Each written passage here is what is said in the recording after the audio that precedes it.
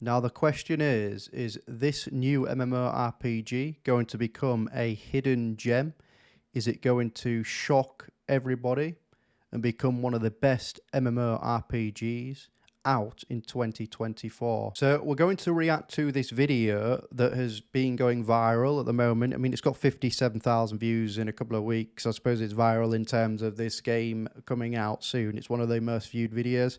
So we're going to react to it. I'm going to give my thoughts and opinions on what's been said in it, and also some discussion as well. This is Brighter Shores, the next RuneScape. Don't forget to subscribe to this YouTuber. Let's go into the video. Is the next RuneScape on the horizon? Imagine diving into a vast world filled with endless adventures, a bustling community, and that nostalgic charm of a classic MMO.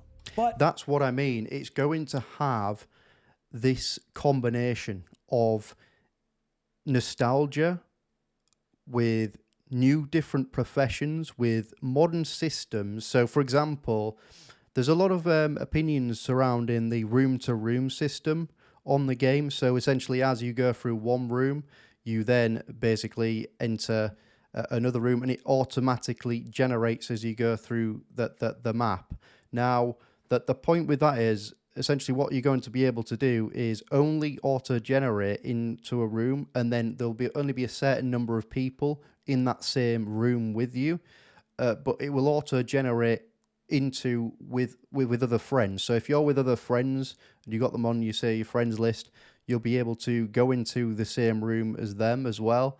But generally speaking, that means that there isn't going to be a fight for all these resources, because they're going to auto generate the rooms with only a set number of people in. So it's going to solve like the overcrowding problems, and I think that that's something to also do with botting as well. I think that they've got something up their sleeves in terms of how they're going to deal with botting that is associated with this room-to-room generation as well. And I'll talk a bit more about that in a moment. with a fresh twist. Brighter Shores is here to revolutionize the genre and ignite excitement among MMO fans. Let's explore why this new title could be the next big thing for online gaming enthusiasts. Yeah, sorry, this is one of the things that I noticed. So if you notice there's two people chopping the same tree. There's also other footage where it shows that in fishing as well, with two people fishing. This idea of duo skilling, the ability to actually train your profession up with a couple of people, I think is quite interesting. I think there's going to be a huge social element to the game where, you know, if you hopefully have like one friend or a couple of other people and you're able to do skills together, I mean, that's going to be an option. There will be singular methods to train your skills, but you can, for example, hold the saw from each side with another player. I think that's interesting because it adds a social element to the game and an element of teamwork. You can also see the area where they were together in the cooking area. I'll show that later. Maybe it shows it because it shows it in the trailer, and I think they've got trailer footage here. Hey y'all, Mezzigato here, your go-to for news, reviews, and guides on anything RPGs. Today we're jumping into an exciting new MMORPG that's making waves in gaming community. It's called Brighter Shores. Created by Andrew Gower, the award-winning designer behind RuneScape, this game promises to set new standards in the genre.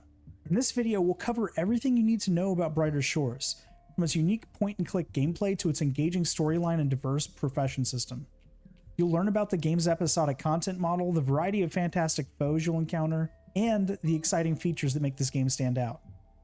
To fully appreciate Brighter Shores' potential, it's important to understand the legacy of RuneScape.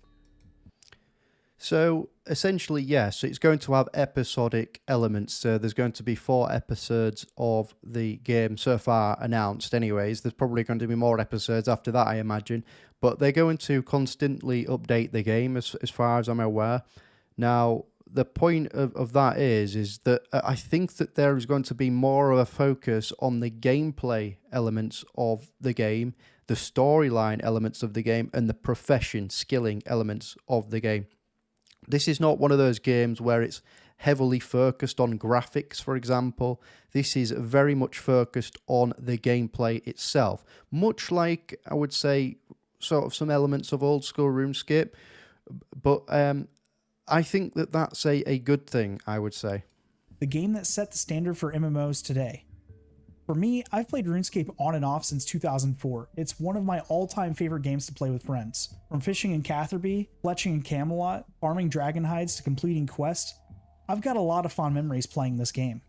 RuneScape was developed by Jagex and released in January 2001, which started as a browser-based MMO created by Andrew, Paul, and Ian Gower.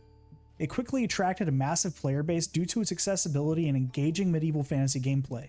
Yeah, this is the point, though, really. I think that Andrew Gower probably is he's probably thinking about this. Of course, when RuneScape first released, I mean, it was Devious Mud to begin with, and then obviously RuneScape 1, RuneScape Classic, but it was essentially launched partly on Miniclip as well, which then at the time millions of people visited Miniclip to find new games, and that was sort of like free advertisement. So it was on Miniclip, it was on a lot of the other kind of gaming directories, shall we say, where all the different games are on there.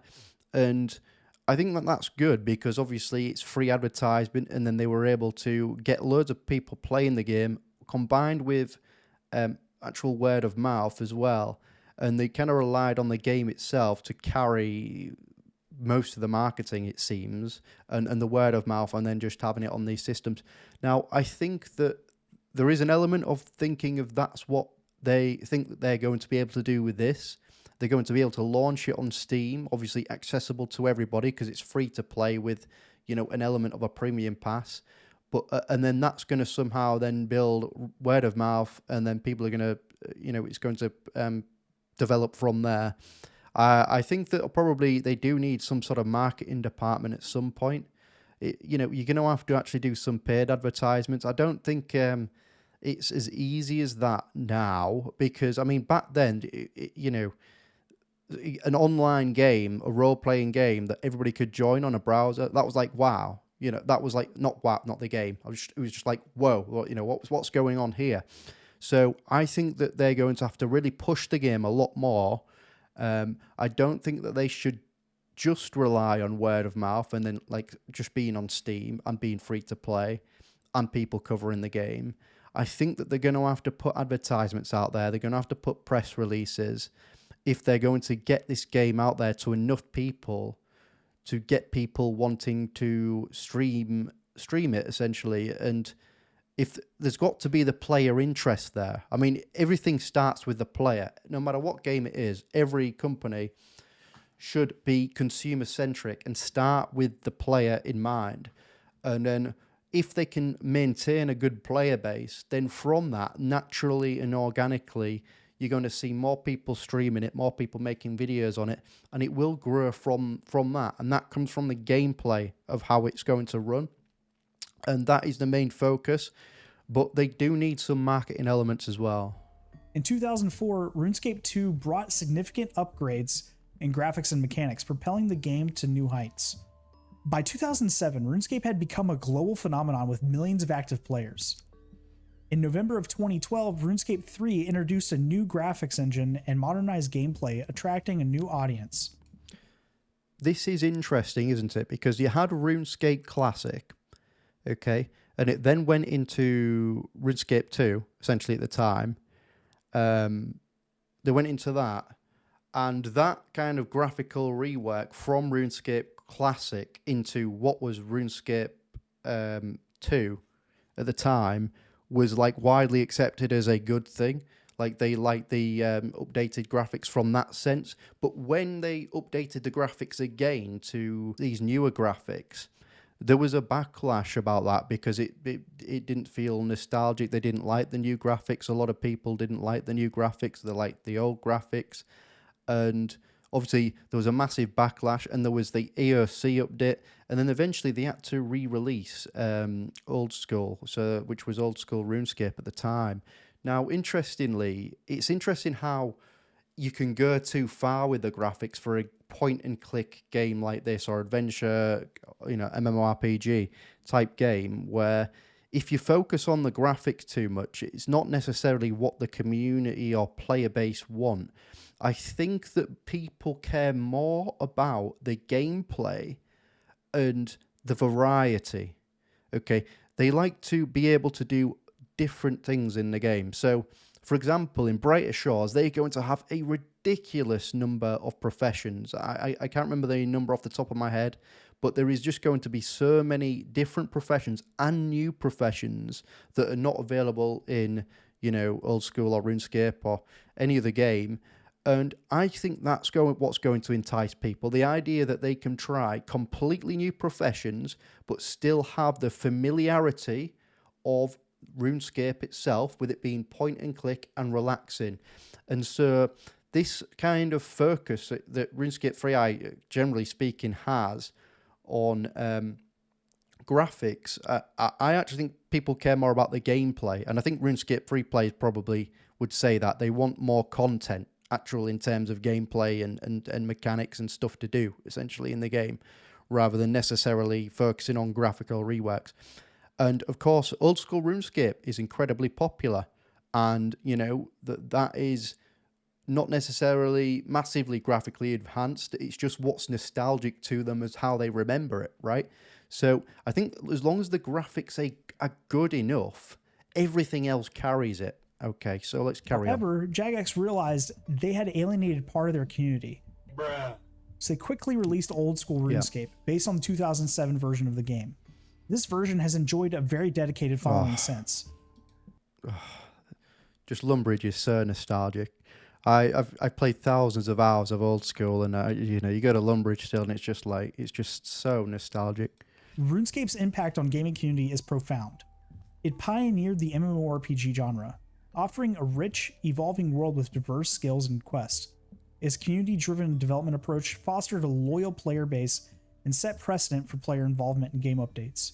RuneScape's legacy is evident in the numerous games it has inspired and its ongoing influence in the MMO landscape. Yeah, Albion Online's an interesting game. I've played that a little bit too. A couple of 100 hours on this, not much. This is an open world PvP game. When you reach up to a certain tier, as far as from what I remember, you go up in tiers of levels. And then as you go deeper into the locations, you can go into all, PvP elements. But I think the problem with this game was that you were forced into PvP, even if you didn't want to. So if you even wanted to progress at any point in the game, you had to go into the PvP elements to actually get the higher level resources and etc. And yes, obviously dying on the game wasn't very punishing. You'd lose some items and you could easily farm them back very easily, doing skills. But the thing is, I don't think people like being forced into something, into PvP. Okay, so I think what Brighter Shores is doing, at least with the recent announcement, is that there is going to be PvP in the game, but it's going to be optional. So you're not going to have to do it.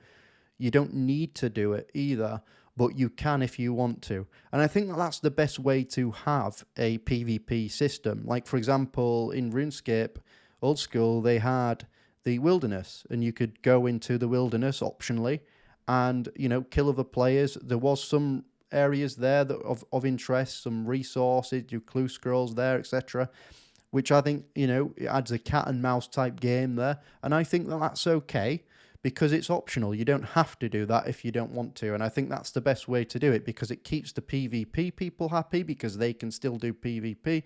It keeps those that want to not get involved in that happy because it's optional, right? So that is the decision that Brighter Shores has made. They're going to have PvP, but it's optional. Gower Brothers left Jagex in 2010, and we didn't hear much about them until earlier this year, when they revealed their new studio, Finn Research Limited, and their new game, Brighter Shores. This is so important to mention. So FenForge is the engine that is going to be based off this game, Brighter Shores, and this is an engine that Andrew Gower's been working on for many, many years. And he's also said that he's got things in there in terms of bot detection. He's got stuff in there that is going to add some dynamic elements to the game. And I'm wondering how advanced is this so-called FenForge engine? And because of the room-to-room system, I think this is going to be quite interesting and, dare I say it, potentially revolutionary. Now, the seamless transition between rooms, the discoverability of what's going on in the next room, the idea that it's only going to be dynamic, so only certain amount of people in each room, and so you're not, fighting over resources too much. And I think that being able to seamlessly transition into a room where your friends are on the map, so you could say, oh, my friend's mining right now. Oh, I know where to go. All I've got to do is move into this room. I'm automatically with my friends. I don't have to switch server. I don't have to switch world. I don't have to do anything. All I've got to do is seamlessly transition into this room. And I think that seamlessness is going to create that living, breathing world. I think the problem, obviously, and that's not immersion breaking, essentially. You are playing the game as you would and continuing on. There's nothing that's interrupting your flow state in the game. And I think that that's what's gonna happen there. And I'm interested to see how the engine works. This upcoming MMO has caught a lot of attention due to the Gower's involvement and their impressive track record. The story kicks off with you as the newest recruit in Hopeport's town guard, eager to make a name for yourself. But your role quickly becomes more challenging than expected. A strange storm rages over the harbor, local goblins are restless, and you discover powerful magic sources that propel you to become one of the legendary classes, the Cryoknight, Guardian, or Hammermage. These classes will be crucial in combating the corruption spreading from the depths of Hopeforest. Brighter Shores offers a... Yeah, so these classes that you can choose, or these characters that you can choose, are going to be connected to the storylines themselves. Now, from the research that I've done, you don't have to choose one of these straight away. Basically, there's going to be a opening to the game, of course. You're going to, say, play the game for an hour, 2 hours or so, and you're going to get to learn the game, the different abilities, the different skills, and you are then going to be able to choose the one that you would much prefer. So essentially, I guess you are hopefully going to be able to try out elements of each one before you choose which one you want. The other point to mention is that with one account, you get access to all three. So let's just say you want to try one and it's not for you. You with one account, you can go on a different one, the same account. So the premium pass gets you access to all three, and that's good as well. And I think there'll be a free-to-play element of choosing those as well. And you can also play the game for free as well. There's there is a free version of it as well when it comes out. So I think that's interesting that there's going to be those options there. But it will and people are thinking, well, I don't want to be locked into something. I don't think that you're going to be locked into something, because you can see that actually, if we go back a little bit, okay. The legendary classes, the Cryoknight, Guardian, or Hammermage. Anyways, you can see basically you can have like a shield and a crossbow. You can have a hammer, and so there's going to be dynamic weapons. So it's not like you're going to be locked into something entirely. I think it's just that each one is going to have its own unique feel as well, and also I think that you're able to train the different professions as well. So with that, so you're not like automatically locked into certain things. You'll be able to still explore elements of the content, like you'll have the flexibility to do that, but you're going to have a certain unique strategy to your character, essentially. These classes will be crucial in combating the corruption spreading from the depths of Hopeforest. Brighter Shores offers a rich array of professions, much like RuneScape's skill system. You can choose... One thing I've noticed in this game, and from looking at the trailer many times, is the amount of different objects in the game. Like, for example, that's on screen now. There's so many different systems. There's so many different objects you can actually interact with to do certain things. So, I mean, you can see here, much there's like this RuneScape's skill system. Item here. Look at all these areas here. There's 4 players doing all different types of things here. And I find that intriguing, actually, that there is all these different elements in the room, all working towards each part. You can choose from roles such as fisher, forager, chef, woodcutter, miner, alchemist, stonemason, merchant, blacksmith, and more, ensuring every player can find their niche or master them all. We've seen concept art for profession capes, which are cosmetically tiered based on your expertise in a profession, which is a unique twist on RuneScape skill capes. The game's world is filled with a huge... Yeah, not only is it customizably based on that, it's also the fact that they actually progress as you level up. So as you get levels up, your cape gets longer, essentially. So you start off with a smaller cape, but as you level up each skill, you get the cape itself goes longer and longer and longer. And that's the part of the progression of your cape as well. So that is the fact that it has a dynamic cape. Of course, in old school RuneScape, what you do is you get from level 1 to 99, you get a skill cape, right? And it's just a skill cape. You get an emote. And but obviously, if you max all skills, you get a max cape. Now, with this, what it's saying is that even as you get through the levels, your cape is going to progress. It's going to grow. So imagine like in RuneScape, the capes were, if you got to level 1 to 60, your cape was a certain length. If you got to level 80, the cape added another element of the design. Level 90, another element of the design. That's what they're going for in this game, where your cape progressively gets bigger and the design increases essentially on the cape. A variety of fantastic foes, including hedgehog, beavers, frost gnomes, goblins, and water dragons, keeping the gameplay fresh and challenging. One of the most exciting aspects of Brighter Shores is its episodic content model. The game will continuously expand with new content released in episodes, each introducing unique side quests, professions, and lands while advancing the central story. This approach ensures there's always something new for players to experience. Players can also enjoy hours of free content in areas like Hopeport and Hopeforest. For those seeking even more adventures, the Premium Pass offers additional stories, professions... Yes, exactly. So there's going to be a free version of the game, and then there's going to be an area where you can get access to more content. ...and places to explore. Premium access includes benefits such as entry to the Mine of Montauban and the Chronopolis, unique character names, exclusive armor dyes, the ability to change your name, and player-to-player trading. This model mirrors RuneScape's membership system, providing both free and premium experiences. Brighter Shores also features minigames, much like those in RuneScape. These minigames showcased in the gameplay trailer. So I think the reason why they have player-to-player trading locked behind the pass is to try to, stop the... It's another measure to try stop botting, I think, is why they've done it. But I also think my theory on this, I've got a theory, a very interesting one at that. So you notice here where it says Chronopolis. My opinion, I think that that's potentially where the trading town is going to be. I can't say for certain, but I think that this is going to be this grand city where you are able to trade with other players. I think that you're still going to be able to trade in some of the other areas and some other elements, but I feel like one of the main trading hubs is going to be this Chronopolis place eventually. But I think you can probably trade in like Hopeport as well, a little bit. But this is going to become like the main trading area is like Chronopolis. We'll see what happens, but I feel that that's the way that it's going to be doing. But then it's going to be player-to-player trading. So that seems to me that you're going to have to directly negotiate with people.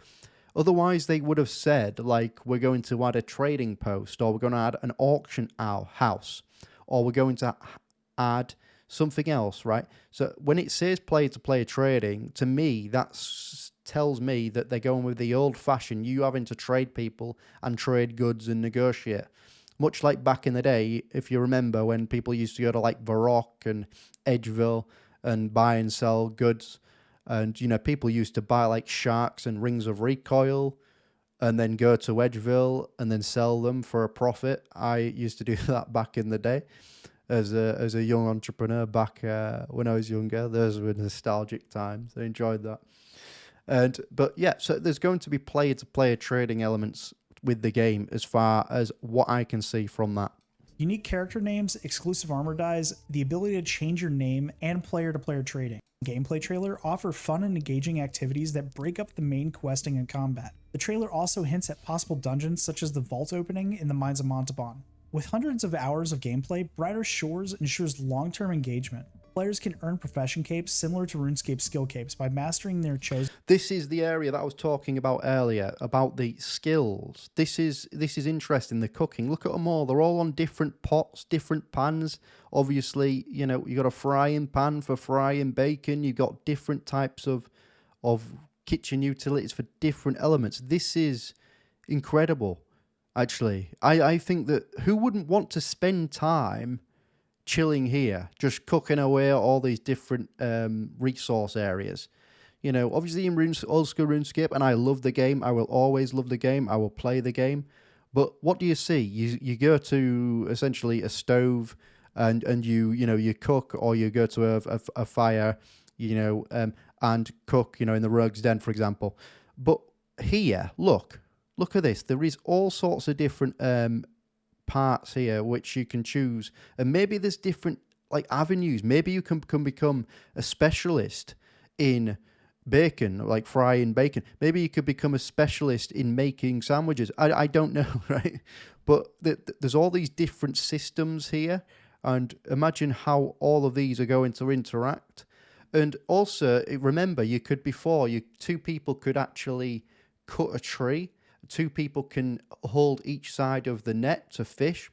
There is going to be those dual profession elements where two people can do the profession at the same time, at least from what I could see in the information.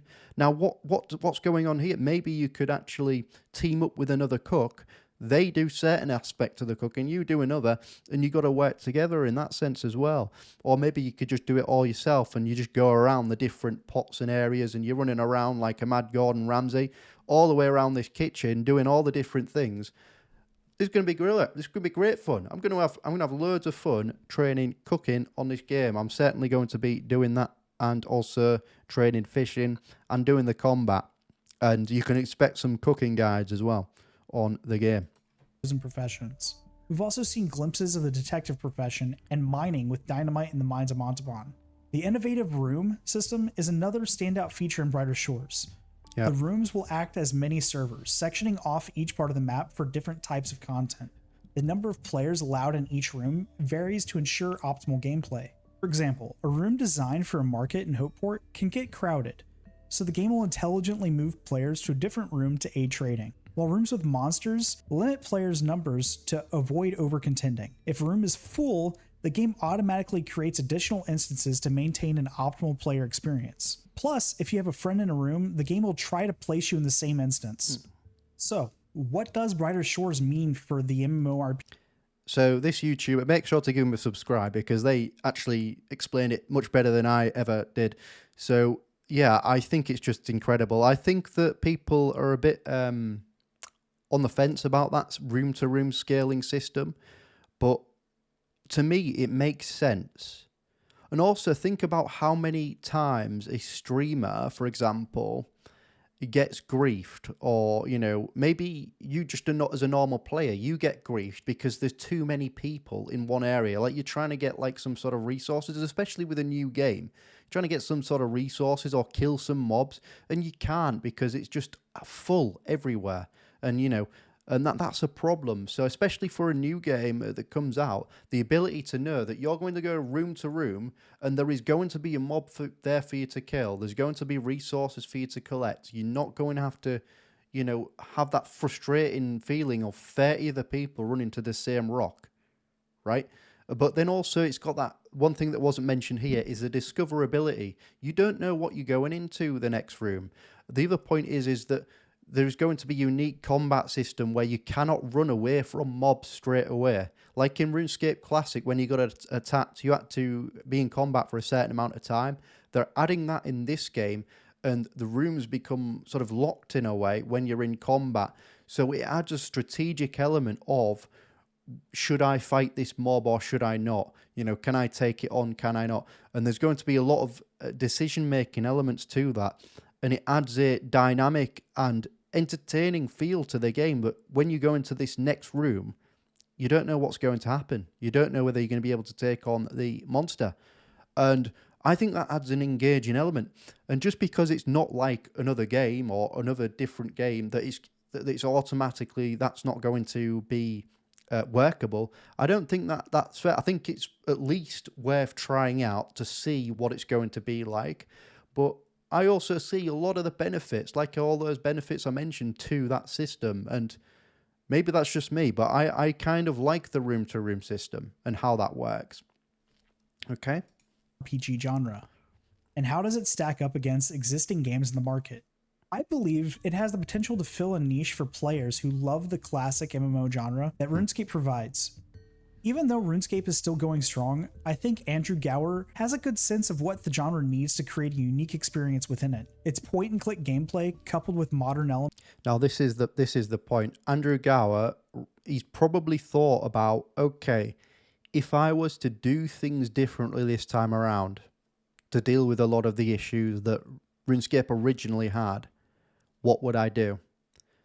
And you have to understand it's been years and years and years. So he's coming at this with experience.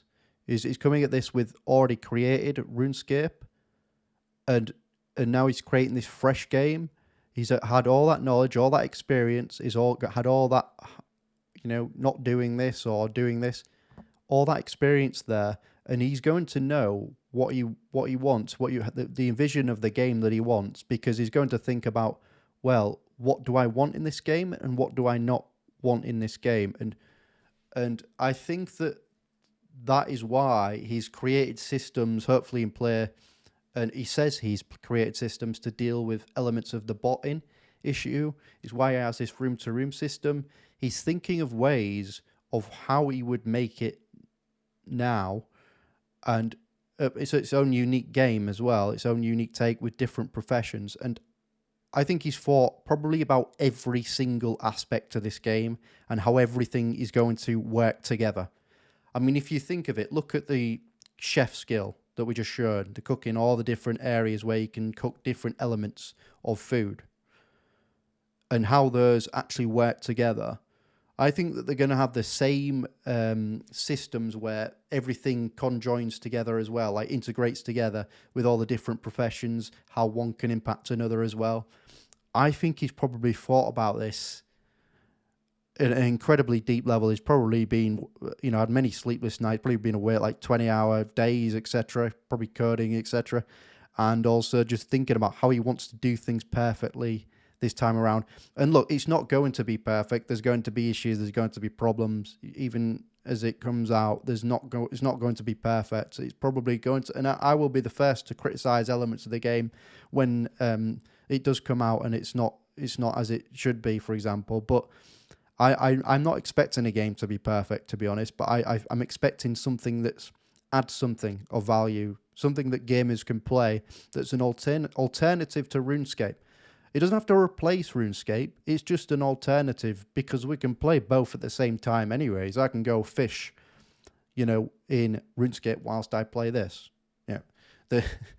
This idea that it's going to replace it, I don't think so. But it's going to be an alternative. Elements could attract nostalgic players and new ones looking for a fresh take on the genre, especially with its diverse list of professions allowing players to find their gameplay niche, much like RuneScape with a few twists, and its episodic content ensures the... That is the thing. So with the player-to-player trading, you can just imagine there's someone out there watching this video that's thinking, I'm just going to be a chef. So they're going to be like player-to-player trading for all the raw materials that you need to make the dishes. And they're just going to be selling those foods to other players. You're going to have people who are just going to do forgery or smithing, should I say. You're going to have people who are just going to do the detective skill, the new skill that they're going to have that is not in, obviously, other games similar to this. They're having a detective skill, so the people are going to just be focusing on that. So you're going to get people that focus on one particular skill. There's going to be people that focus on every skill. And that's the variety of it. You get to choose what you want to do. And we're talking about sailing, old school RuneScape coming out with sailing at some point. It was announced in like 2022, late 2022, in terms of I think it was the poll results then in 2022. It's now 2024. And, they're still working on it, I guess. So I think if anything, this is going to give us some interesting new professions that we can try that is already in Brighter Shores. And yes, it's not RuneScape, it's got its own unique systems, but it's going to have different professions that we can try, like that unique, like detective skill, for example. So we'll see how that goes. The game remains dynamic and ever expanding. The balance between free content and the premium pass will be crucial as well, if managed properly. It can enhance the player experience without creating a pay-to-win environment. The promise of continuous updates and new episodes could ensure Brighter Shores has a long and vibrant life. This model not only keeps the game fresh, but also allows the developers to adapt and expand the game based on player feedback and emerging trends. However, there are potential challenges. The introduction of a premium pass must be handled carefully to avoid alienating free-to-play users. Additionally, the game... I've just had a thought. So imagine if you could, so you go through these room-to-room systems where they they generate with only a certain number of players. And say you want to group up with 2 or 3 of your friends into a particular very high-risk area in terms of these room generations. You do that, but then to get to the next area, you have to clear the room. So there's like different mobs there that you got to clear to then get to the next room. I think that could be quite interesting, depending on how they do it. Especially depending on how the combat works and how the systems work and how the different characters. So say, for example, you got a Hammermage and a Guardian and your friends, and you both gather together and you both help each other and complement each other out when like clearing an area so you can move deeper into elements of the game. Could be interesting. The game's ability to stand out in a competitive market filled with established MMOs will be a significant test. The game's success will likely hinge on player retention through community growth and the reception of these new episodes. The details about the room system are also very intriguing. It implies that there will be a fully persistent world without hard servers. Yes, so there's not going to be this world system where you have to switch worlds to go to a different one. And to be honest, RuneScape does it really well. I think it's old school RuneScape does it really well with this world system because it's very simple and easy to switch a world, right? It takes 5 seconds, so it's not really much of an issue. But the problem is that if you go to a very highly populated area, sometimes you have to switch just like loads and loads of times to actually find a world that's free to do a certain activity. Well, in this game, you're not going to have that issue. It's going to load with a certain amount of people, and there's just going to be enough resources for everyone, essentially, to an extent. Now, the also other thing here is, like I said, with clearing areas of the room, what I think that's going to happen is, interestingly, you're going to have mobs here, right? Let's say that these are like more higher level mobs. These don't look like they're going to hit much. But then there's going to be like resources at the top of here. And what you might have to do is like clear elements of the room to then get to the higher level resources. So there's going to be like a strategic element to it as well, maybe. I'm just thinking, because I know that they have this elevation element of the game where you have to like jump up here and there's a delay. They actually like jumping animations, things like that. Just a thought.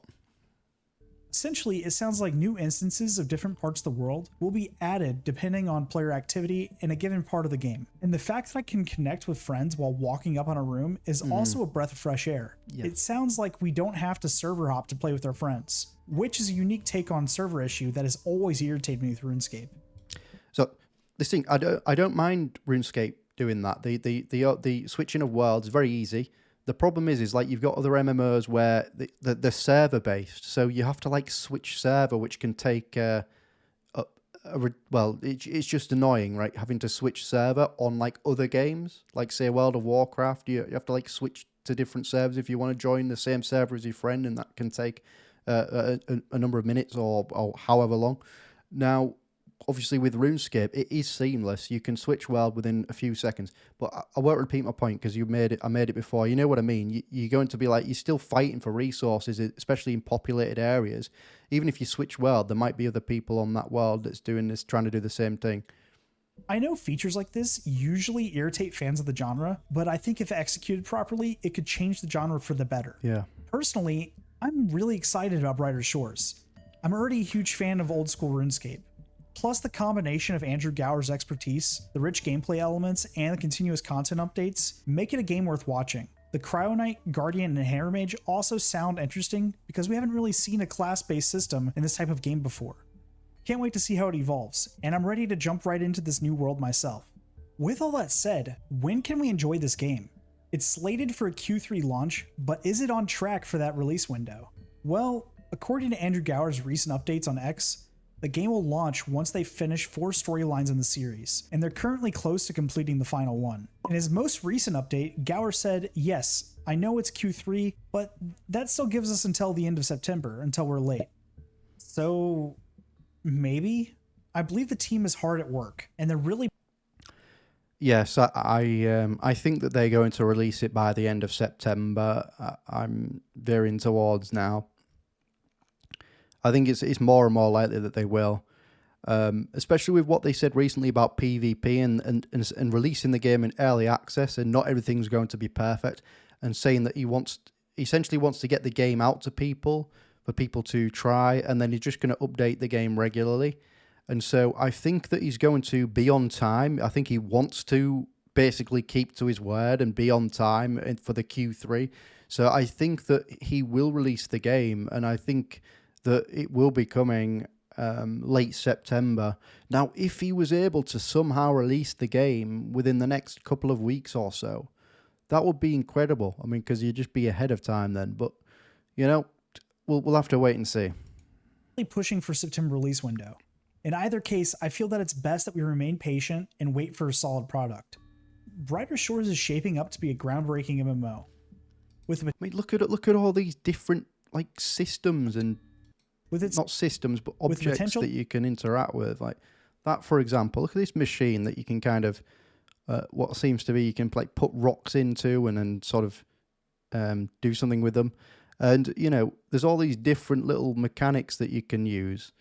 Objects that you can interact with in different skills and professions, and I think it's interesting. With the potential to rival RuneScape, to know how with its nostalgic charm, innovative gameplay mechanics, and a continuous stream of content, it promises to captivate both old school fans and new players alike.